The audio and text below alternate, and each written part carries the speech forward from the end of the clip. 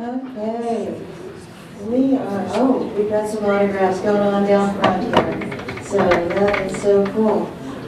Thank you all for coming. My name is Linda. Thanks for coming to the Discovery Center here. This is our third in a series of Bigfoot events. So I'm not sure which way to ask for a show of hands. If you have not been to any of the Bigfoot events, raise your hand. Okay, good. A whole bunch of new people, because I'm starting to recognize people that have come every time. So thank you for supporting this. This has been a really fun project here. Steve and I had some kids, junior high kids, come out on last Wednesday, and they wanted to see the exhibit. We did a little activity about with the exhibit whether or not there was enough evidence to prove to them whether there was a Bigfoot or not. And so that was really fun. And one of the kids said she had actually seen a Bigfoot, so she was a believer. We only had 12 kids, and they were kind of split 50-50 as to whether or not they believed.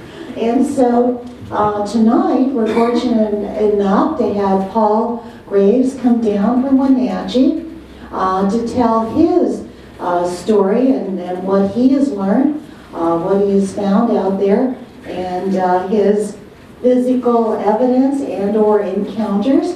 And I've been told that they're not stories, they're encounters. So I have been educated. And so he's going to share what evidence he has found that has to do with Bigfoot. He's been doing this since 1988. He is from the Wenatchee area, and I'm sure that's got to be great Bigfoot country, just like they're out of Trout Lake where I live. So again, I've heard of people who have encountered them. So without further ado, let's get going here so you guys can all continue with your weekend, and let's give a warm welcome to Paul Graves.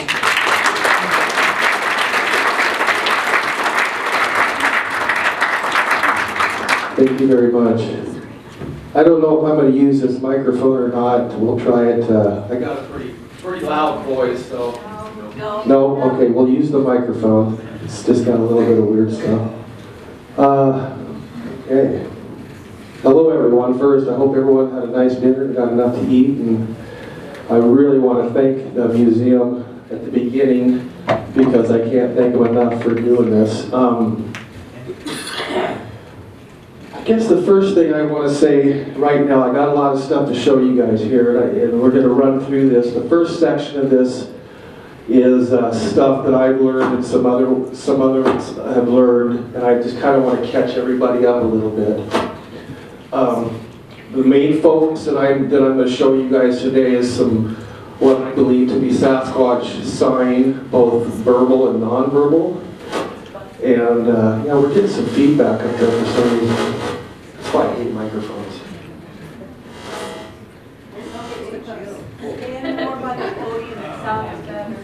Check, that's better. Yeah, okay, thank you. I think we're good now. The one thing I really want to make this clear right off the bat. What I'm about to show you guys is, first of all, I don't want to prove Bigfoot to the world. Okay, that's not my job. What I am doing, first of all, I already know it exists. I believe half, 50-50, like the lady said, about half of us know, and I believe the other half probably shouldn't know. Okay? That's just the way I think. And with the stuff I'm going to be showing you, I want to show it to you because I believe these creatures are very closely related to people, to us. There's a lot of evidence for that. And I guess I'm just sick of people just looking at this or thinking they can take a pot shot at it just because it's walking by, and you know, all the great apes are protected in Africa. Anyway, I just wanted to say that off the beginning here just to let everyone know how I feel about it. So let's just start going through some of this stuff.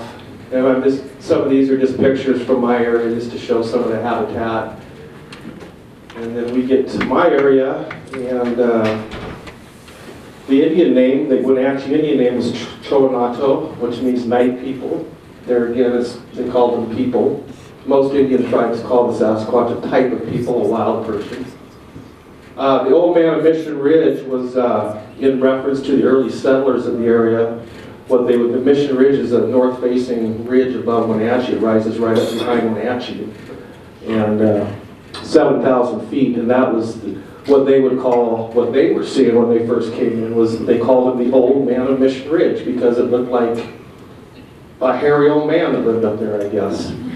And then many local stories from around there. And Clarence Fox was a guy, a school teacher in Wenatchee. He was also a timber cruiser in the 40s, 1940s and 50s that did research in that area. And he took a lot of kids out on field trips, and he had seen the Sasquatch a couple times. In fact, John Green, in his book, The Apes Among Us, give Clarence Fox credit for being the first modern-day researcher, way before even the stuff in Bluff Creek was going on. So there's a good history up in my area, and some more pictures. This is Kolchak Lake. That's Asgard's Pass, going up into the Enchantment. If any of you have ever been there, it's a beautiful area.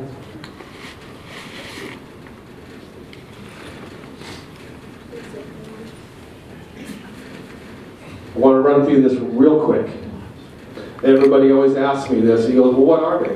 Are they ape? Are they human? That's always the big question. And Robert Michael Pyle, who wrote Walking with Bigfoot, Crossing the Dark Divide, he's a biologist. Most of his work is butterflies, but he did write a book about Bigfoot. And basically what he was trying to show was that we have plenty of space out here for something like a Bigfoot. I mean, the amount of space that is undeveloped in Washington State alone is mind-boggling. And so, if you guys read this, I mean, what he was basically saying, talking about Sasquatch being human or ape, or human or animal, we were talking across purposes, because humans are most definitely are animals and humans are apes. Both terms apply to Bigfoot too. Neither of them are monkey brain. If you're 50 years old now, it's completely upside down. Okay?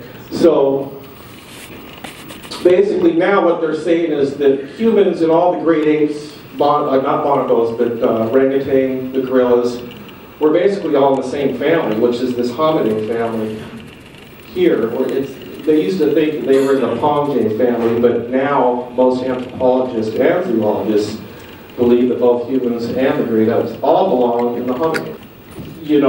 It's like they protect them in Africa. I mean, it's murder to kill one over there. Why should it be any different over here?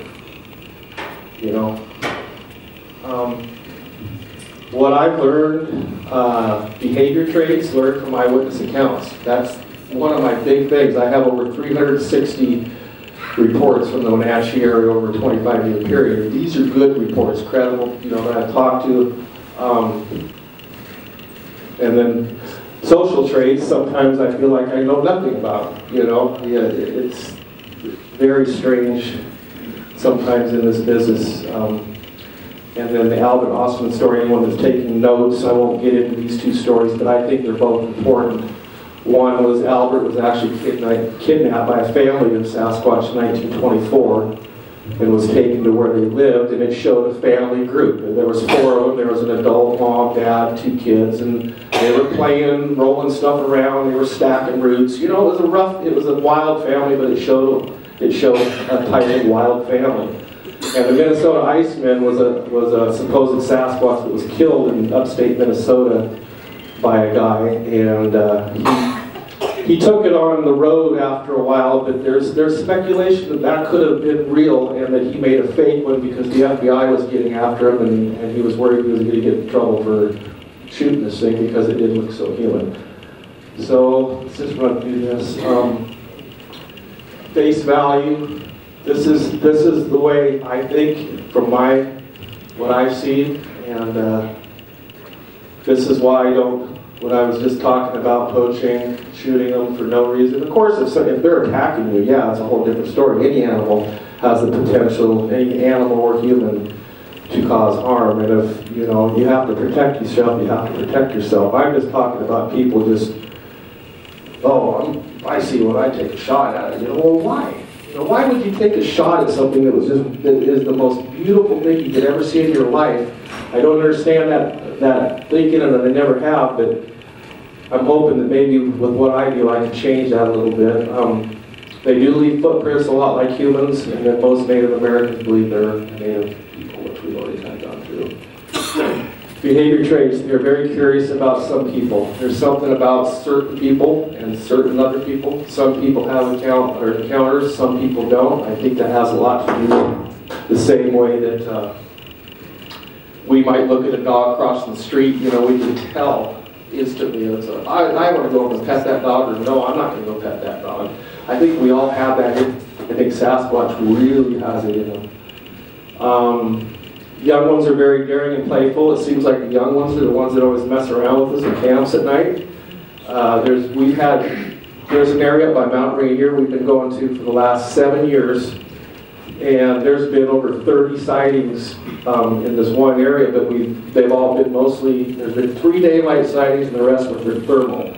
I was fortunate to meet Wally Hersom from California, and he bought a lot of cameras and thermal units for some of us to put out into the field to some of these researchers that he felt spent a lot of time. And so I want to thank Wally Hersom for hooking me up with some of this equipment. Horses, there's an affinity with horses. Ask Bob Gimlin about that. Some of the Quinault Indians, when they go hunting up there's many stories of their horses getting untied and then tied back up like a half a mile up the trail or something. Just very strange things. But there's something about horses, a lot of sightings in horse corrals and stuff like that. They come around small towns and cities bordered by forest, plot, their ability to make sounds, mimic, and make speech. They still help themselves feed from homesteads and ranches, a lot of times without the ranchers knowing, although they might suspect something. They're usually probably putting it off to something else, like a coyote or something like that. And then more suitable in habitat than people realize, and that's just because of their ecology and the way they move. I'm not sure what's going on. Dead spot, right there. Is that what it is? Yeah. Okay. Yeah. And then this is a picture from our cabin area up on a mountain. My wife and I, in 2006, bought 20 acres and a cabin. It was important for me at that time to get farther into the woods and really learn even more. I grew up in the Cascade Mountains and spent a lot of time in them. But I think it's important for anybody if they want to get into this research. Sasquatch move around for other reasons than just food. Sometimes you hear on some of these TV programs, it's like, well, if there was predators or food here, that's where the Sasquatch is. Well, yeah, that's one of the reasons I think they move around. They also, I think, move around for medicine. All the Native American Indians, their medicine is the forest. That's where you get your medicine. The other reason they would be moving around is family. Food, medicine, and family. If you think about it, those are the 3 things that we actually get in our car and do a lot too. Those are very important things that make us move around a lot too. So if you live in the mountains and you understand them, I see a lot of city people come out and they want to get into Sasquatch research, and that's great, but they don't know the woods and they're uneducated in the woods, and everything is Bigfoot. Every stick, sound, and everything. I've seen that over and over. And that's just not the way it works. Okay. I see trees of green, red roses too. Anyway, that's how I usually introduce myself when I'm camping. I've been playing guitar ever since I can remember. It's kind of like a third arm to me.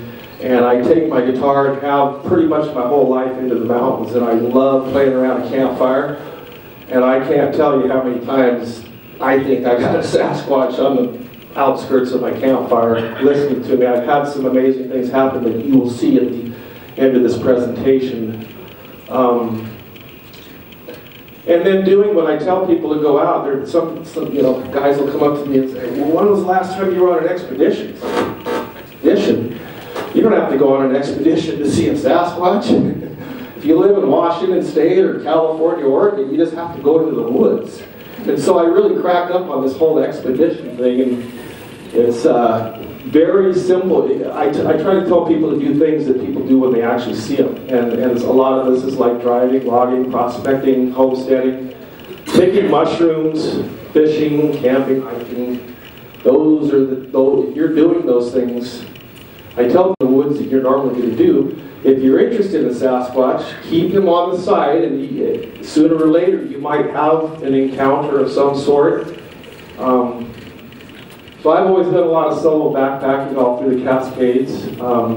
As I get older, I'm 52 now, and of course my wife, you know, she also doesn't want me going out a lot more anymore by myself. So I think the older you get, I think you need to take someone with you, and there's other aspects to that too. I don't really want to get into right now. But snow tracks, I find snow tracks occasionally.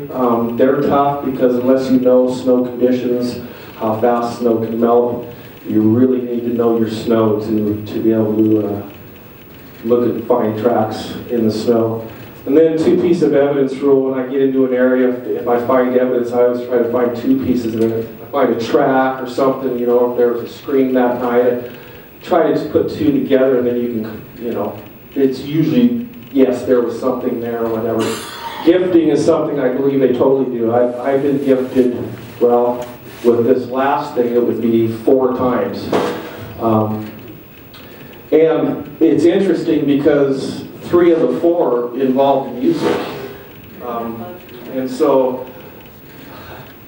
yeah, altered senses, totally something they can do. I've totally encountered this. I've been, what I can call is like maybe hypnotized or something, being in my tent. I heard this thing run up behind me. It sounded like an elephant, and then it felt like this thing shot a ray into my back, and I was paralyzed. And I mean, I had a thermal right here. I mean, that's what I was doing, you know, looking for Bigfoot. I couldn't move.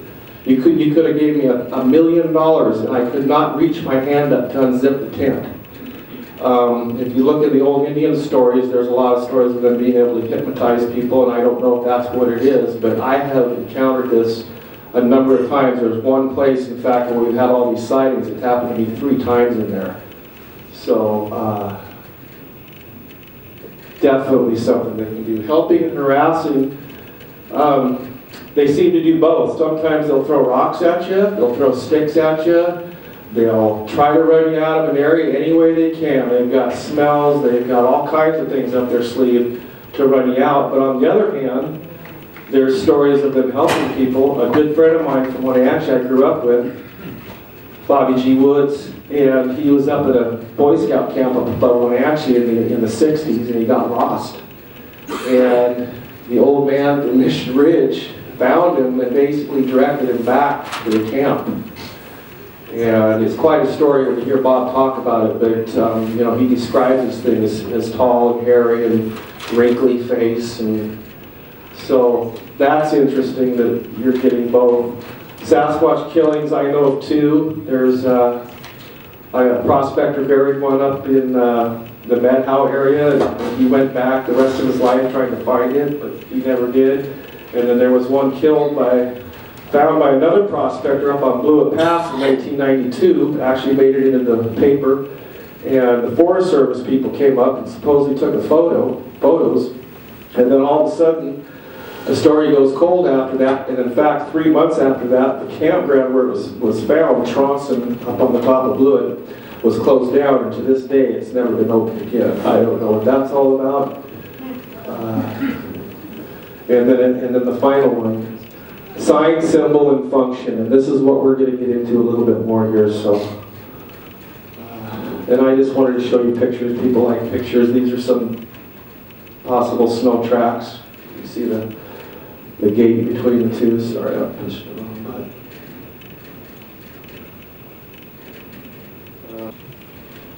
These were pedestal tracks that I found here, and they're actually up about 2 inches off the melted snow. It melted all the way around it like something heavy, you know, it had stepped there and then it pedestaled up.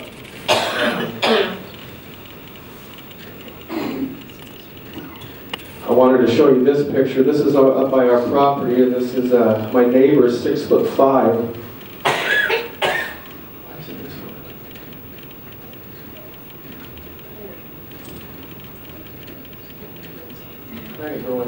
But anyway, He's 6'5", but his gait, my pole right here is 48 inches long.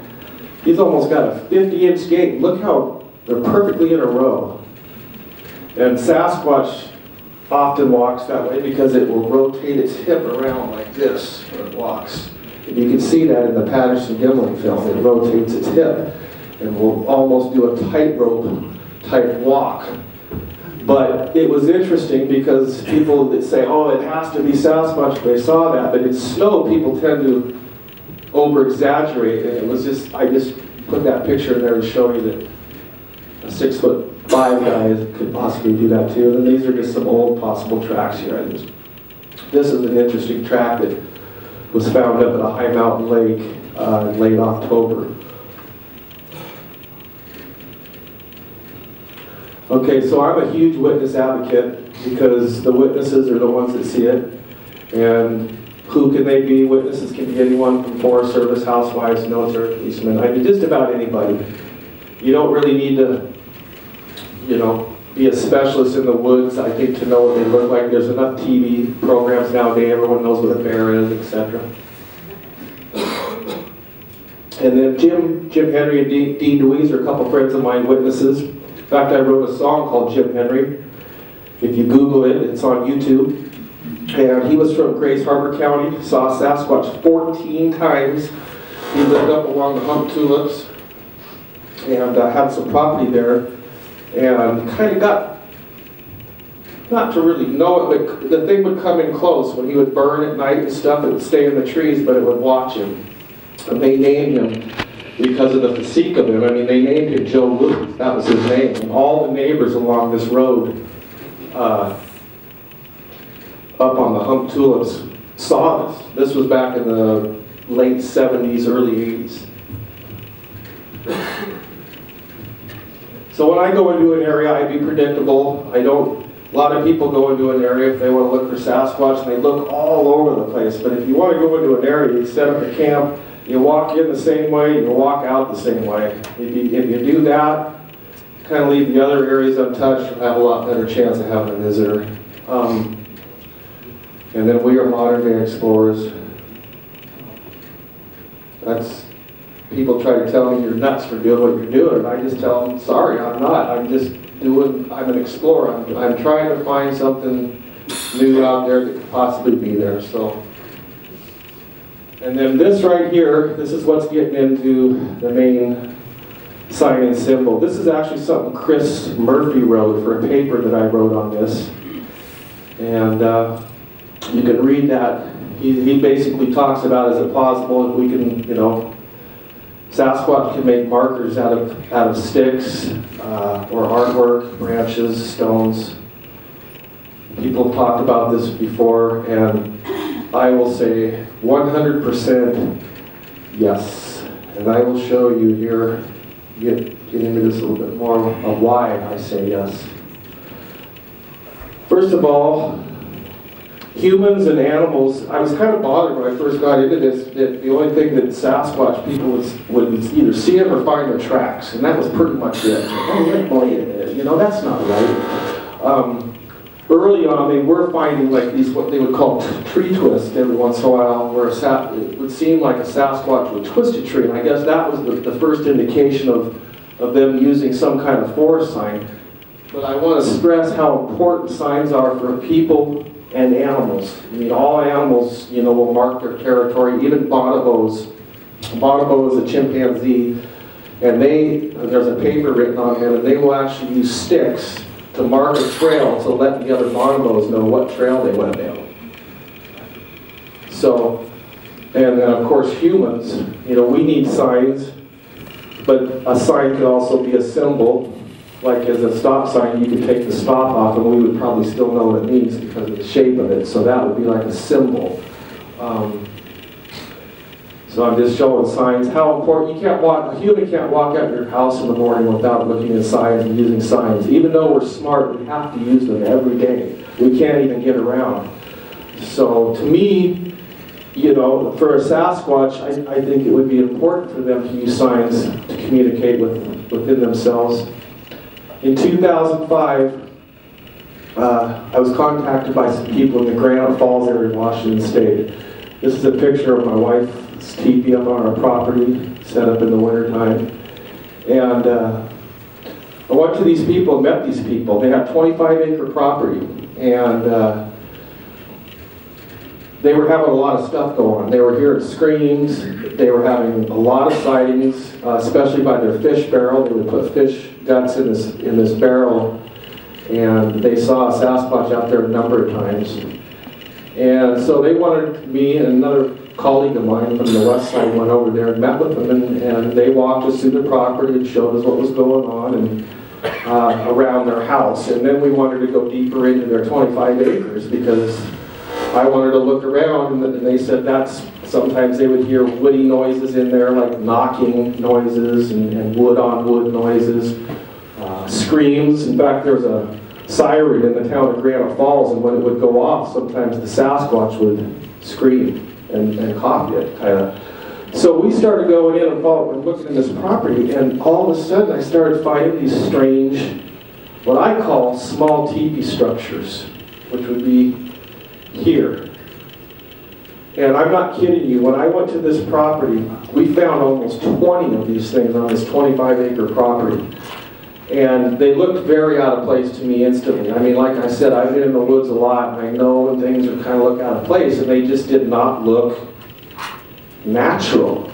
Yes, there's a lot of natural things that fall, as everyone knows. I could show you hundreds of pictures of that kind of stuff. I didn't want to confuse you. That's why I wanted to show you exactly what I think I'm finding. And I started finding a lot of these, and some of them had a stick that was in the ground already. And as you can see, they do look almost like a teepee. I mean, you can see this stick right here has a Y, and it was stuck into the ground, and all these other little sticks stuck in there. And the one thing I noticed was these horizontal sticks that went through. On a lot of them, they had like this horizontal, there would be horizontal sticks going through the top near the intersection, going this way. On a lot of them. Some of it had fallen down, but it seemed like there was a main one also going through here. So we started looking around, and we started finding other stuff, including my two evidence rule here. Tracks. I casted this track. It's kind of hard to see. Here, the toes would be up here, and it comes back like this. It's a dark picture. And then another weird thing we started finding was what I call upbreaks. It was like all these branches were broken. The track I cast was right below this, but look at this branch is broken upwards. And again, you know, I'm open to any of this. Any biologist in here that, you know, would want to talk to me about any of this or educate me on any of this, feel free to talk to me, because I'm just showing you what I found and what I think, you know, is a possibility of stuff that they do. So all this stuff was in here right where all these teepees were, right below this stuff too. And the homeowners, they didn't know about these. They were like, what? And I took the husband out there, and he was like, whoa, those look different. And another interesting thing to notice about this property was the lady, they had a nice groomed yard. They had 25 acres, and it was typical Western Washington forest, super thick. Well, she would stand out on her porch and sing. There's that music again. They had speakers built into their outside, and she would sing out there. So, again, it might be simpler than we all think. You know, a nice hello goes a long ways. Again, here's some more. This was on the Hoh Indian Reservation. I had a friend that lived there that was married to a Hoh Indian lady, and she had passed away. And he was living in this house, and he was having repeated stuff happen after she passed away, including lots of banging on the house, and I mean, an unbelievable sighting right in his driveway. And then, so I worked with him. I went over and met him and started working with him for 2 years. And boy, I found some strange stuff on the left side of the Hoh Indian Reservation, let me tell you. It was also the left side when you drive in, no dogs will go on the left side of the reservation. they stay on the right side. And the left side, well, that's where all this stuff. This is actually right at the back of his yard, and this thing appeared within 1 week of me priorly being there. When I came back, both these things had appeared. And it seemed like they were pulled together and again kind of weaved into this teepee type thing.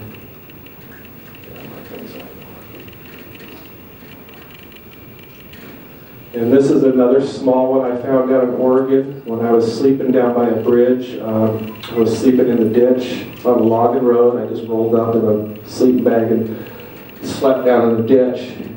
And I woke up the next morning and this was right across on this little field next to this bridge. Very strange looking. I mean, all these little things, sticks from other places put together into this little structure thing, you know, just did not look natural at all. So I document these things, and here's some more on the Olympics. This is out in the Queets area.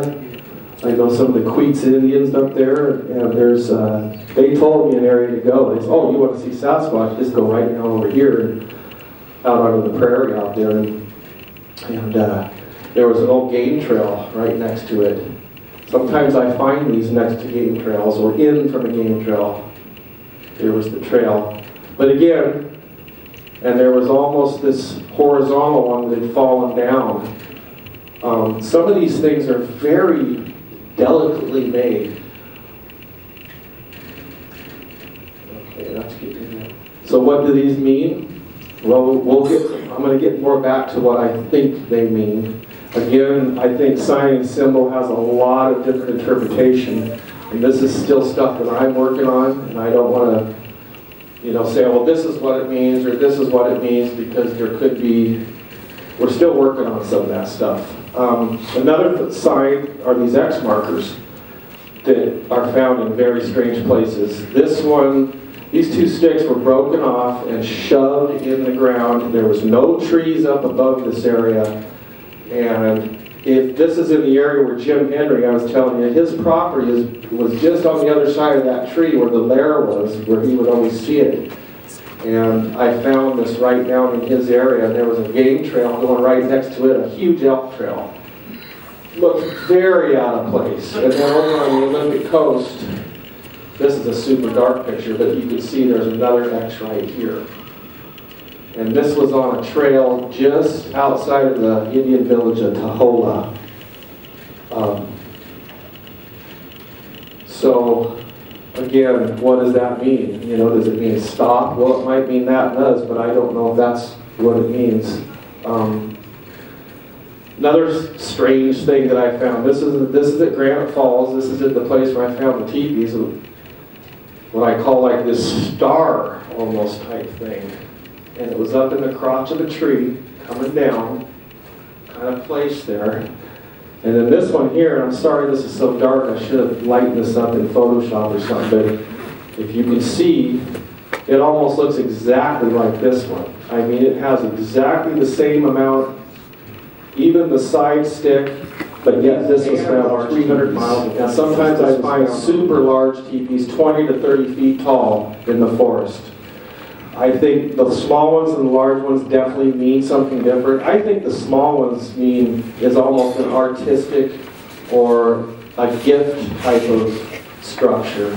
That's just my theory right now. The big ones, I think, are more sinister or get out or this is my way or something like that. Arches, I'm going to show you here in a minute. Arches is something that we find that I know 100% they make. This is something Mother Nature also does, so it's very hard to tell sometimes. Weeding and knotting, I'm going to show you some of that. X markers, I showed you stars. And then fencing. This is some stuff I found on the Hoh Indian Reservation where I walked back where the dogs wouldn't go, and there was these sticks stuck in the ground like this, all broken off, but like in a big fence. And then I'm going to show you another area, one of my areas where I found that again. And then sometimes twisted broken sticks that are just shoved in the ground upside down. You'll just see like a stick, different sizes, shoved in the ground and broken off the top, but shoved in the ground upside down. So when I'm talking about this, all human-made structures, science, buildings, and artwork, it takes both sides of the brain to use, but we use a lot of the design is copied from Mother Nature. Just about all our artwork and buildings and everything, they're lines, they're curves, they're circles. So everything is copied in Mother Nature. Look at the golden arches, I mean, that would be a symbol that is probably most of the people in the world know what it means. And it's simply two yellow arches. You don't even have to put words or nothing. 99% of the human population will go, McDonald's, Big Mac, they'll know because of the symbol. So anyway, I'm just talking about how they can be created, and then this is all evidence I found in numerous locations. And a lot of these locations that I do research, that some of it is out in the woods, but some of it is people that I've been working with over the years that will call me and they're saying they're having things going on in their property. And I just showed you a small section of some of these teepees I found, but some of these teepees have been where these people live, and then they'll appear or disappear, and so they're seeing these things appear and disappear, and they're having sightings on their property. And so you've got to sometimes put two and two together, and there's something going on there. And then other people also throughout the country. I'm not the only one here. There's other people that are finding these arches and X markers and star patterns and certain things in relation to Sasquatch, other stuff. So let's just keep going here. Okay, we're going to get away from that part of it for a minute. That's what I call nonverbal communication. I want to just get in and show you guys some other stuff here. Another aspect of my research, I'm being a long-time musician. I have a recording studio in my basement, and I started doing wildlife recording. I have a number of fairly good calls and that I think I recorded. And one of the things I do is I analyze them in a spectrograph. This is a spectrograph. This is a way to visually look at the sound that you're recording. And I sent some sounds in probably 2006-07 to a Dr. Joe Fox at Texas A&M University. He's a specialist in animal sounds. And this was for one of those Monster Quest shows. You guys remember the Monster Quest series that was on? And he analyzed some of the best Sasquatch sounds, and what he said is that they were coming in pretty tight. All animals, first of all animals have a hertz range and a voice print. So humans hear from about 20 hertz up to about 20,000. And all your animals have these hertz ranges where their vocals are in, and also a voice print. And so you can see this print in a spectrograph. There's only so many North American animals, so once you start to analyze the North American animals, and you can compare them. But if you notice these marks, these heavy marks here, these are the screams. And if you look, you go right over, it's almost right in that 800 range over here. Pretty tight. These were recorded up above Lake Wenatchee. I didn't have a good recorder. It was just a small voice recorder. My good one was broken at the time. Let's see here it comes. Okay, so I'll click this on and let you listen to this. I'm standing outside of my car, and again, not the best recording, but you'll get an idea of what these guys can sound like.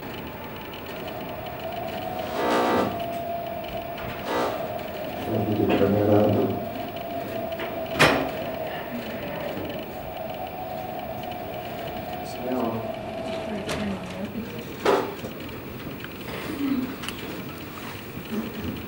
Okay, so this is another sound I recorded. This one was also sent to Dr. Fox. This is an interesting recording because a lot of times when a Sasquatch goes off, it seems like coyotes will chime in. I think probably some of you have heard that before. But there's two distinct voices on this voice print, and you can see it on the spectrograph. There's the coyotes, and then there's something in the background. And Dr. Fox came back and said, well, it's coyotes and most likely human.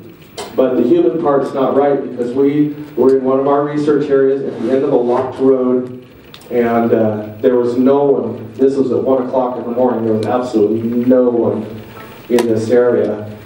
And so this is what you'll hear here is the initial coyote go off, and then it's kind of hard to hear the in-betweens, but you can really see it on a spectrograph.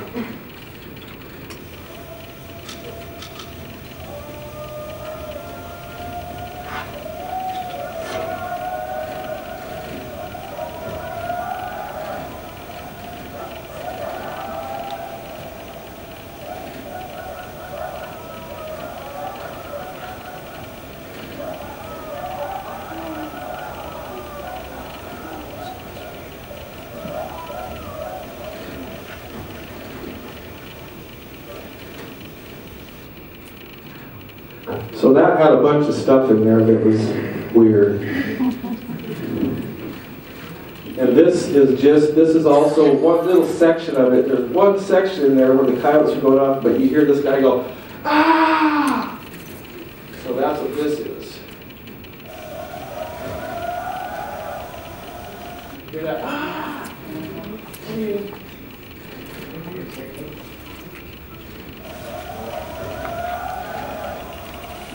That's not a coyote. Okay, here's another one. So this is a really cool one. This was gotten in the Olympic Mountains, and there's 3 notes to this.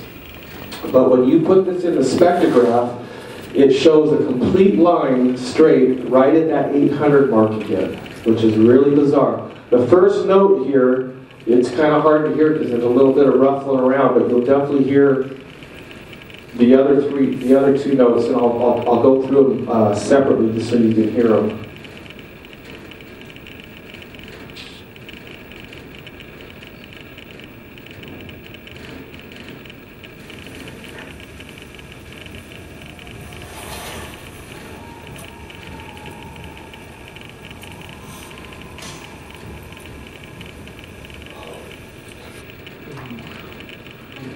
Listen to that again. The screen is heard. And I wanted you to listen to this next one because it's a barred owl. Yeah, I just don't know where my mouse went. Huh. But on a barred owl, it goes, woo, woo, kind of like what you were hearing in the last one, but here's the barred owl spectrograph. It's way up above 800 and it tails off. You can see it go down. So that's what you call a voice print, and that's how you can kind of start looking at some of these sounds and analyzing them and you know, saying, no, that's not it, or this could be it, or Brain Games. Anyone watch that show, Brain Games? It's interesting, isn't it? You know, it really shows you how little the human mind can see at any different time. There was that one show they were showing, it was like driving down the street, and the human mind only picks up so much. So when I hear these guys, I've been in the woods, I'm 60 years old, I've never seen a Sasquatch, it's like, okay, so it don't work that way. When you're dealing with a Sasquatch, an animal like the Sasquatch that doesn't want to be found, when you go into the woods, you're only seeing this small amount every time you go in. When they're passing the ball around, they tell the audience, okay, you know, how many times they pass the ball around? Watch. So everyone watches, and then they play it back again. They say, well, did you see anything else? Half the people didn't see the gorilla walk in the background. So that's an example of what your brain can do, you know, at any time, I think, even in the woods. A lot of people go in the woods with a preconceived condition already, what they're going to see or whatever. So a lot of times, you know, you're not keeping your mind open. Okay, I'm going to show you a picture I've never shown in public before. I think outside the box a lot on this thing because these guys, this Sasquatch thing is mind-boggling sometimes, and it's. But what I did, I own my own concrete business, and I made this rock. I stamped it to look like a real rock. And there's the hole there for a Reconyx camera. So like I said, I work with a lot of people, and these people from the Olympic Peninsula got a hold of us through the Olympic Project. And they were also having many things happen at their new home. They were from California, just moved up here, and they were having numerous sightings. The wife had seen it 3 times within the 2 years. And the young son had a beautiful sighting through a rifle scope in the daylight for over 30 seconds from about 20 feet away. There's a huge ravine that runs next to their house that goes all the way to the saltwater. They live like the highest up on this mountain. The guy, even to get the house up there, had to build this road. It's like got 17% grades just to get to the house. So they're way up in there, and I just think this house was put in a place where these Sasquatch, you know, it was part of their migrational route for probably the last 1,000 years, who knows. But anyway, he had this sighting detailed, and so the dad was actually an artist, and he did that night a detailed drawing of what the kids saw. And so I'm like, I got to get a camera over there. You guys are having too much stuff. So I came up with this idea to make a rock camera. They have this beautiful rock garden right before they go in their house with a big pool and a bridge that goes over it, and the ravine is right next to that. And it's always in the ravine where they have the sightings, and it comes up, and it will look in the window when she watches TV. She's seen it right outside her window. And so I got this rock, and I put my camera in there, and we just kind of placed it in the rock, and left it there, just forgot about it. Well, fast forward about 9 months later, he called me one night, and he goes, Paul, because I got 3 pictures. My Reconyx cameras, these Reconyx 650s take 3 pictures in 5 seconds. They're some of the fastest cameras, thanks to Wally Hersom again. And he's like, I got 3 pictures that are here. He goes, you got to check these out. So he sent them to me. And what you're going to see on this next picture is the first picture that came up in this series of 3 this one night.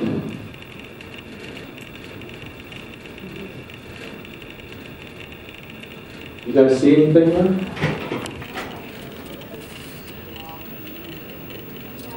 That's close. That is, he is what, a foot away, 2 feet away? Now check this out. So, check the time, 11:20:29. 1 second later, 1 second, and this is all you have of him. He ducked down that quick.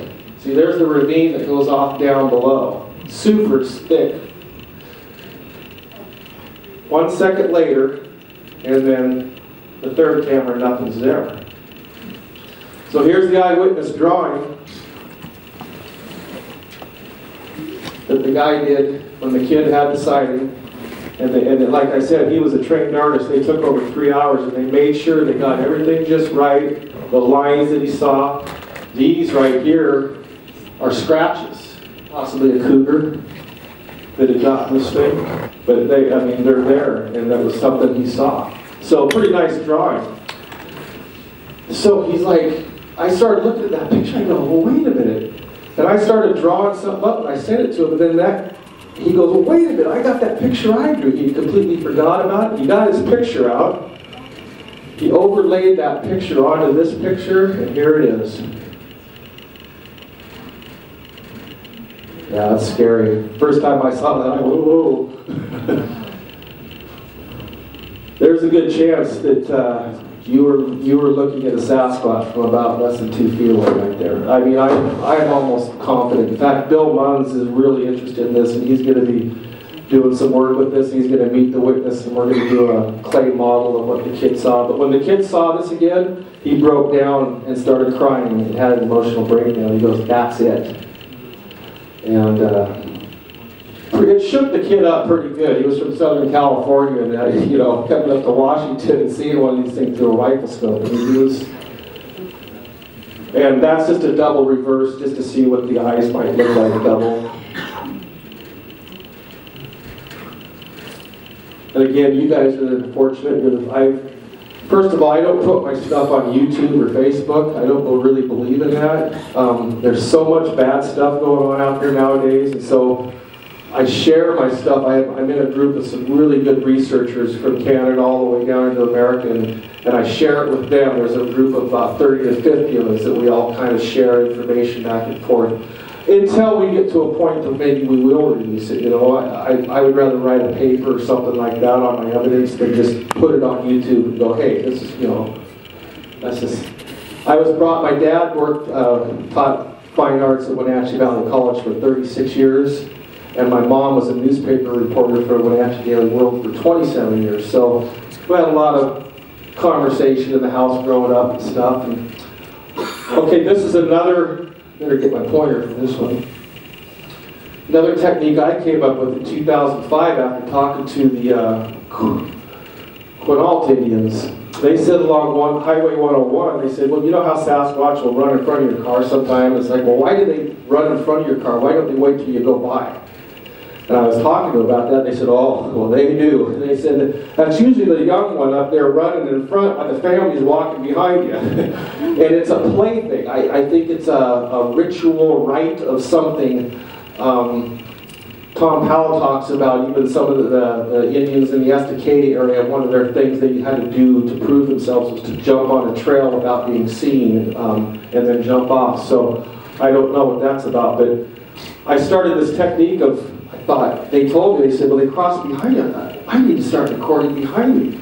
So I got a camera on my Jeep, and I started at first recording off my Jeep into an old VCR. And I would drive logging roads, you know, trying to get something crossing behind me. Never did get nothing that way that I knew that was convincing. But in 2010, I was actually down in the Bluff Creek area. I was with Bob, my friend Bob Gimlin. We were down there for Finding Bigfoot. They were going to recreate his day on Bluff Creek, and I was actually hired by Finding Bigfoot. This was the first season to help them out, and one of my jobs was a good friend of mine, Bolo, who's on the show, he wanted me to camp at these places that they were staying that night to see if I would get anything. And so he told me about this lake in the Bluff Creek drainage. I found it after a while and parked my rig, and I was going to stay the night there. So I went back up and got some stuff, and I thought, I better repark my car, and I kind of pulled it over. Well, boom, flat tire. Manzanita, they cut it off at an angle down there, completely flat tire. So I just started swearing and going off and making a big thing for about a half hour and kicking the car. Sorry, Becca, I didn't really kick it. And changed my tire. I just had one of those little donuts, so I knew I was going to have to drive back to Arcata that night and get a new tire, and I couldn't spend the night, but I did want to hike around the lake. So I put my camera on my shoulder backwards. It's a little contour camera, high definition, kind of like a GoPro, but these are the contours. And I didn't even see this till 3 weeks after I was home, but I noticed something behind me in the film goes like this, and it just looks like it's gliding, you know, like this dark spot moving super fast. And so this black tree right here is where this thing just appeared from back here and just like that fast ran across. And this is your classic blob squatch. So look at that tree that I just pointed at. And then there he is, standing right in front of the tree, right here. Okay, and then a couple seconds later, this thing must have, I'm walking this way, and it ran out this way, and then it ran out from behind me, and I didn't even know it was there. I mean, I'm hiking along, and it comes out, I'm about here, this is it right here. See this black thing right here? See these light spots? That's the light spot, just like you see on Patty, that kind of those gray where the sun hits. And I'll try to go through these fairly quick because you'll see it move. There's the second one. There's the third one. Now he's leaning forward. This is his legs, his chest, and his head is right here. And then there he is again. And again, this is a film. This isn't just pictures. I've got a film that I'm working on, but this thing is moving so fast that in real time, I barely saw it. It just was like this dark thing, and then when you slow it down, all of a sudden you just see this huge thing come out. And so he comes out, and then he stops at this tree right here for a second, and he must be looking back at me, and then he continues running down the road, and then a few feet later up here in the film, I stop for some reason, and I'm looking around, and up behind my shoulder, there's this big dark thing that looks like it goes up a tree and then jumps from one branch to the next. So I have that all on film, and this next one, here he is at the tree, peeking out from the tree. He's just getting ready to come out from this tree right now. That's his head. Part of his actual leg is down here, and when you see it in the film, he stops for a minute, then he runs all the way back down through here, but kind of staying in the bush, off to the side of the trail. Weirdest thing I've ever seen. I mean, when you see this film, I'm doing some work on this, and I promise I will share it with everyone when I can get it to the point where it's presentable. So anyway, that's something you guys might try. Record behind you. Think about it. You know, everything's happening behind you. And then possible day ends. This is something we think they also make. Possibly, I found a few. You know, just like a Boy Scout might use a day bed or make a shelter for one night. You know, if they're traveling through and they feel like they need. This was an interesting one, actually found up by our property. Good friend of mine, John Bindernagel, some of you guys might know him, great researcher. He's written 2 books on the subject. He's a biologist from Canada. He came and visited this, and this is a different one. I'm used to seeing a lot of human-made structures. I know a lot of hunters. I've had a couple of my hunter friends come up and look at this one, and they said, I don't know, there's something about it. It's very thrown together, including the fresh, me and my wife found this in 2008, and including this branch that was freshly twisted. I mean, you can see it was twisted. Every one of these were broken and twisted and then just like thrown in there, but that green on there is a live branch that was pulled down and then all this stuff laid on top of it. And we did an in and out of it. I've actually got pictures of the inside of it also. So I just wanted to show you those. We're going to get to a little bit better stuff here, but you know, it's a possibility. That's just another weird thing. Here's some human stuff, human-made. As you can see, humans usually make stuff more straight, although it depends on where you're at, you know. At least in my area, I can tell the difference. I mean, I can totally tell the difference between these because I can see paintball. These were paintball blinds, so. Okay, wood knocks and music. We'll get into what happened to me here this last year. Wood knocks is something that I totally believe the Sasquatch does. I don't know if any of you guys have ever heard anything like that in the woods. Can you guys raise your hand if anyone's ever heard a wood knock type thing? That you didn't know what it was? It wasn't a woodpecker or anything like that.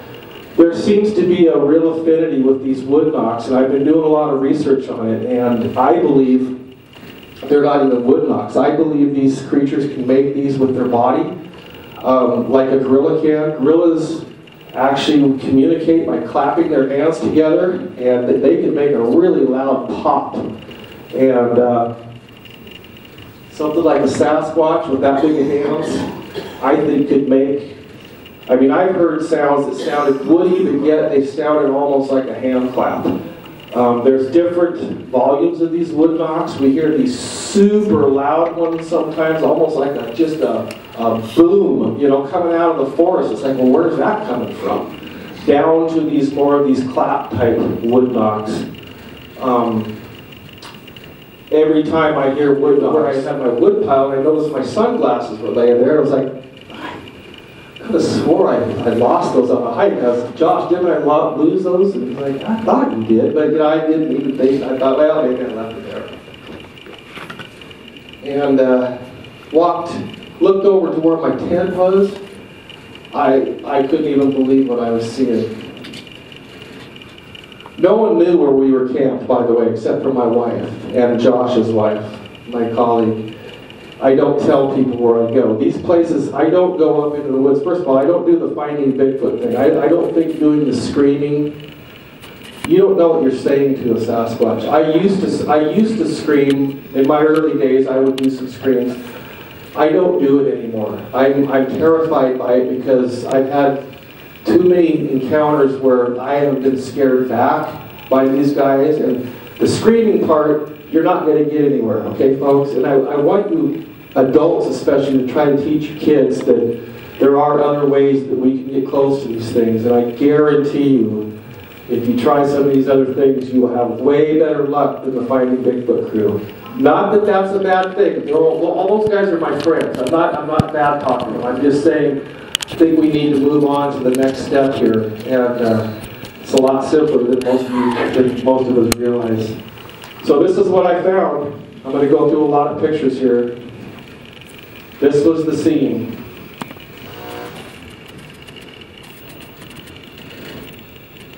I know it's hard to see in this first picture. My fire pit was back here.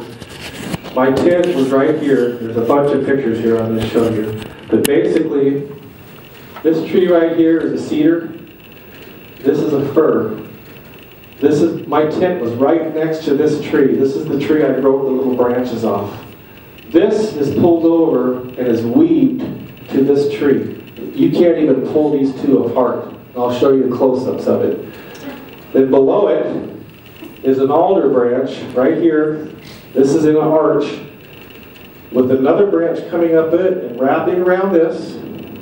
And then this stick here was broken off and shoved in the ground. And then all these sticks here, what I call a fence, were stuck in the ground. And here is one of those small teepees, like I showed you at the beginning, with the horizontal stick through it. Let's start going through some of these. So there's the arch again, the green arch, and the bottom arch.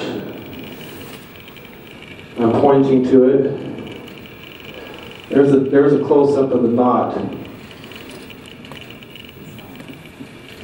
Now these trees were literally, all this stuff appeared. All this stuff was absolutely not there 6 weeks before.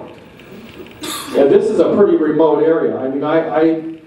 I go up there a lot. I know who goes in and out of there a lot, and there's not a lot of people that go in there.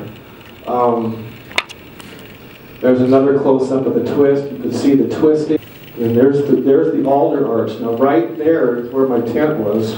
Now this alder, there's no alder that grows up here. There's a creek about 50 feet away where the alder grows. This was stuck in the ground at this end and stuck in the ground at that end. Placed there. My tent was right here. And then at the back of my tent there was another small tree with this small sapling right here, and these were weaved together all the way up. They were weaved together. It was not there 6 weeks before. There's another close-up of the knot. Like I said, one tree is a cedar and one's a fir, and they're pulled together and totally tight and weaved in a super strong band. Like you can pull on them, you can't pull them apart. Okay, there's the scene again. Okay, here's the small teepee. Look, there's a horizontal stick. And if you go to this end and look at it, you can't see it, but you can see the root right here. This was pulled out of the ground. There's a root on it. And this was placed here. It's even got the fork. And then all these sticks were stuck in the ground too, like a fence. And my head would have been like literally inches away from where I had my teepee. I had my head pointed this way, and I was like, my tent was right there. Next morning I got up and I walked around the backside, and lo and behold, I'm like, that looks like a track. And 3 of the toes showed really good, and the other 2 didn't. But you can kind of see the heel area, the toes, and then the other 2 toes were right here, and I did just a outline to kind of see almost 10 years before. In fact, when I saw that teepee, even more so for the arches and everything, that was the thing, the teepee thing was really what made me, excited about the whole thing. Although now I can't even wrap my head around it. There's another picture of the knot with the size there. And there's me laying right where I had my one-man tent. I got a little MSR on one man, and it was right there. And all this stuff 6 weeks later showed up. There I'm laying it again, just to kind of show the size and stuff in the area. It's a thick area. I mean, it's like jungle up, and the vine maple is super thick up in this area. And that's showing the big end of the arch going in with the teepee behind it, the other little stick stuck in the ground. So, I guess we get to the end here, really. I would like to, people, well, what is it? Well, to me, there's some intelligence there, and what are these things? Well, these signs and symbols all have interpretation, and that's stuff that I'm working on still. There's some other people working on it. I have some theories on it. I'm actually writing a bigger paper on all this right now, which I will be sharing once I get it done. I want to get way more into it. I wrote a short paper, and you can read some of that out on the table out there, but I'm going to be doing a much larger paper on this, collaborating with some other people, some biologists, etc. So I guess in the end, a Sasquatch is a Sasquatch. They're their own thing, That's right. That's what it is. And